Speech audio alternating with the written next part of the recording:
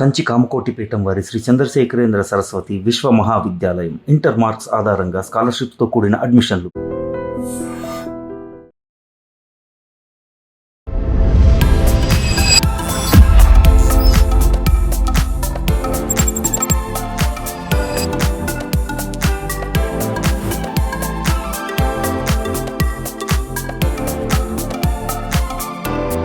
IDream media ప్రేక్షకులందరికీ నమస్కారం అండి. మేము తమిళనాడులోని కాంచీపురంలో కంచి పీఠాధిపతుల ఆధ్వర్యంలో నిర్వహిస్తున్నటువంటి ఒక అద్భుతమైన యూనివర్సిటీకి వచ్చానండి. నాతో పాటు రమగారిని కూడా తీసుకొచ్చేసాను.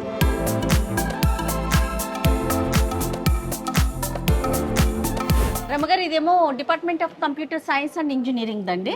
పైన కూడా బాగా విశాలంగా ఉంది కదా. అసలు ఎంత స్పేషియస్ గా కనిపిస్తుందో చూడండి.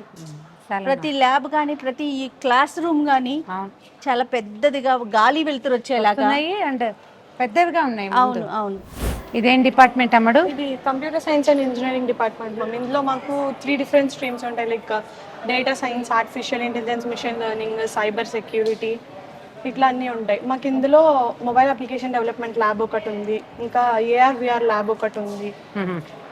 వాటి వల్ల లైక్ స్టూడెంట్స్ చాలా ఇంకా ఎట్లా నేర్చుకోవాలి ఏంటి అన్నది చాలా డీటెయిల్ గా ఎక్స్ప్లెయిన్ చేస్తారు. అంటే దేనికి సంబంధించి దానికి ల్యాబ్స్ సెపరేట్ గా ఉన్నాయి, బిల్డింగ్ స్ట్రక్చర్ సెపరేట్ గా పెట్టారు చూడండి.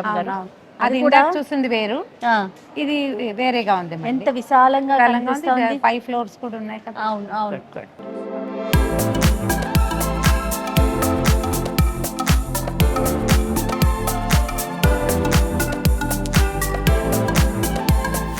ప్రజెంట్ మేము ఈసీఈ డిపార్ట్మెంట్లో ఉన్నామండి. ఇక్కడ ల్యాబ్లో స్టూడెంట్స్ అంతా వర్క్ చేస్తూ ఉన్నారు.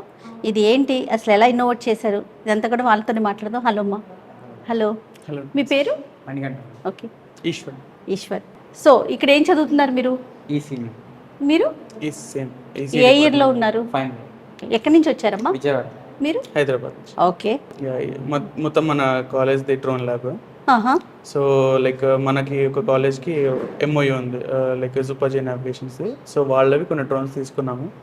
అది కాకుండా మనంతటా మనం కొన్ని డ్రోన్ రీసెర్చర్స్ కూడా చేస్తున్నాం. ప్రజెంట్ ఏఐ కానీ అవన్నీ బూమ్ అవ్వడం వల్ల ప్రతి ఒక్కళ్ళు కూడా జీపీఎస్ లేనప్పుడు కూడా డ్రోన్ ఎగిరేటట్టు, తర్వాత లైక్ కెమెరాని యూస్ చేసుకుని ఏవైతే నార్మల్ పేలోడ్స్ ఉంటాయి వాటిని యూస్ చేసుకుని కంటిన్యూస్గా ఒక వెహికల్ని ఫాలో అవ్వాలంటే ఫాలో అవ్వాలి, మనుషుల్ని ఏమైనా ఫాలో అవ్వడం, లేదంటే ఎవరు రాని రెస్ట్రిక్టెడ్ ఏరియాస్లో ఎక్కడైనా. సో అప్గ్రేడ్ అన్నమాట, ఏఐ ద్వారా డ్రోన్ యూసేజ్ లో అప్గ్రేడ్ సెక్షన్స్ మీరు చూస్తా ఉన్నారు. ఇప్పుడు ప్రెసెంట్ ఏదైతే నార్మల్ రీసెర్చ్ ఉందో ఆ రీసెర్చ్ మీద మేము ప్రెసెంట్ వర్క్ చేసి మనంతటా మనం కొన్ని ప్రాజెక్ట్స్ కూడా స్టార్ట్ చేస్తున్నాం. మీరు చేసిన లేటెస్ట్ ప్రాజెక్ట్ ఏంటి? మేము చేసిన ప్రెసెంట్ లేటెస్ట్ ప్రాజెక్ట్ వచ్చేసి నార్మల్ ఒక బేసిక్ డ్రోన్ చేసి ఆ డ్రోన్లో నెంబర్గా స్లోగా ఆటోనమస్ సిస్టమ్స్ని ఇంటిగ్రేట్ చేస్తున్నాం. అంటే ఆటోమేటిక్గా టేక్ ఆఫ్ తీసుకోవడము, ల్యాండ్ అవ్వడము, ఒక స్పెసిఫిక్ లొకేషన్ నుంచి ఇంకో స్పెసిఫిక్ లొకేషన్కి మనం రిమోట్ కంట్రోల్ లేకుండా ఆటోమేటిక్గా వెళ్ళడం. ఓకే.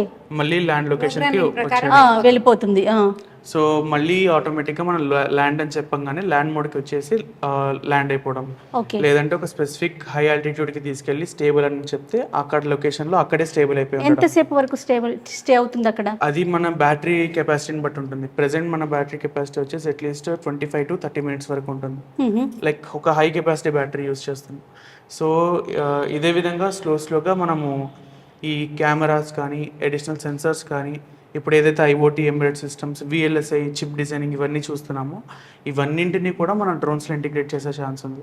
సో ఏదైతే మల్టిపుల్ డొమైన్స్ ఉన్న ఈసీ మొత్తంలో అన్నింటినీ ఒక్కొక్కటి మనం డ్రోన్లో ఇంటిగ్రేట్ చేస్తే ఎలా ఉంటుందని చెక్ చేసి, ఒకవేళ దానివల్ల పాజిటివ్ ఉంది అంటే దానికి ఒక అప్లికేషన్ చేసి, ఒకవేళ ఎవరికైనా స్టార్ట్అప్ కానీ ఏమైనా ఇంట్రెస్ట్ ఉందంటే దానికి కూడా తీసుకునే ఛాన్స్ ఉంది.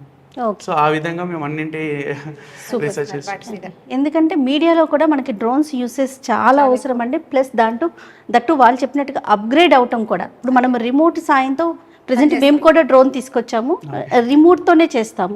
బట్ మీరు చెప్పినట్లుగా రిమోట్ లేకుండా కూడా చేయటం, ఇలా కొత్త టెక్నాలజీని మనం తీసుకురావటం చాలా హ్యాపీగా అనిపిస్తుంది.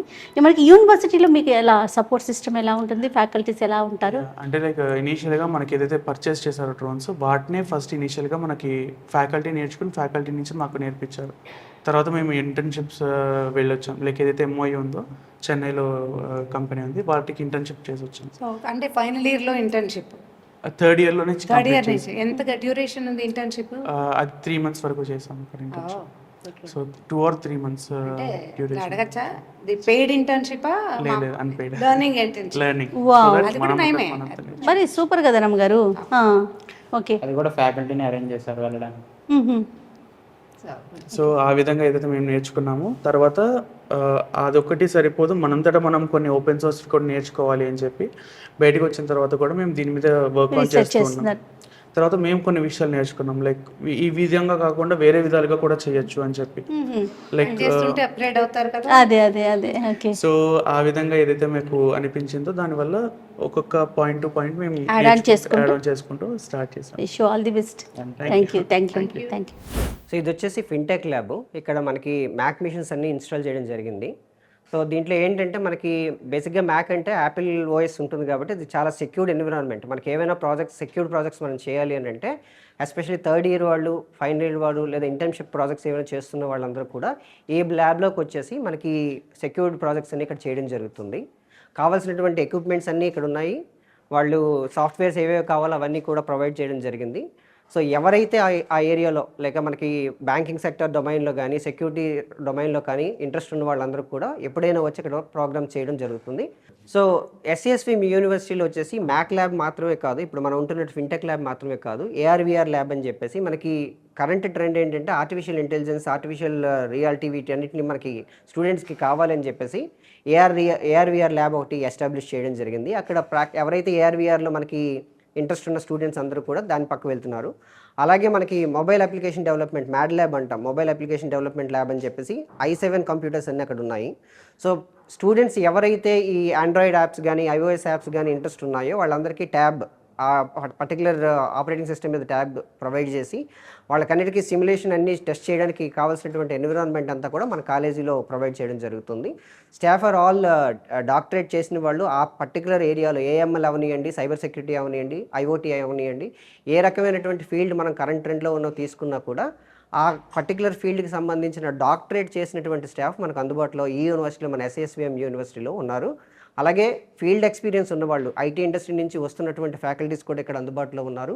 సో మనకి కేవలం థియరిటికలే కాదు, ప్రాక్టికల్ ఎక్స్పీరియన్స్ ఎక్స్పోజర్ కూడా మనకి ఈ యూనివర్సిటీలో దొరకడం జరుగుతుంది. Myself, Dr. K. Palani, Department of Mechanical Engineering, Assistant Professor in Mechanical Department. This is the Robotics and Automation Lab. This lab was inaugurated on November last year. Our Swamiji was inaugurated this lab. And this lab was sponsored by L&T Wall with a CSR fund. And this lab carries robotic fundamentals along with the automation's fundamentals. In robotics, compared to the other industrial sector, they are using the 6-axis robo, but here additionally one more axis is provided. So here one additional movement is nothing but the base movement is additionally given compared to the industrial robots. Here we are planning to provide their fundamentals and programming techniques using the online as well as offline to the all kind of students, including school level, polytechnic level and engineering and non-engineering levels. So that we are planning to provide the value-added courses for engineering and non-engineering students. Additionally, we have the automation.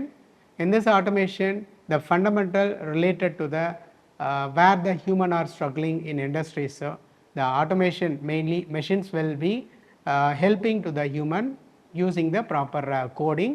The coding was done by the human. So these are all the aspects we are going to explain through the online as well as offline. Here 6 degrees of freedom is generally used in a company wise. One movement is clockwise or anti-clockwise, and second one is up and down movement, third one is extension and retraction of the arm, and fourth it's a wrist movement, fifth one is up and down movement, that is called a pitch, and sixth movement is a rolling option. Generally these 6 degrees of freedom is provided in industrial robots, but here we have an additional movement because we have the different stations are available.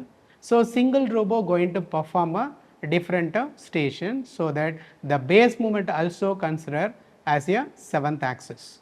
So the robo will move on the track So that is going to perform wherever it is required.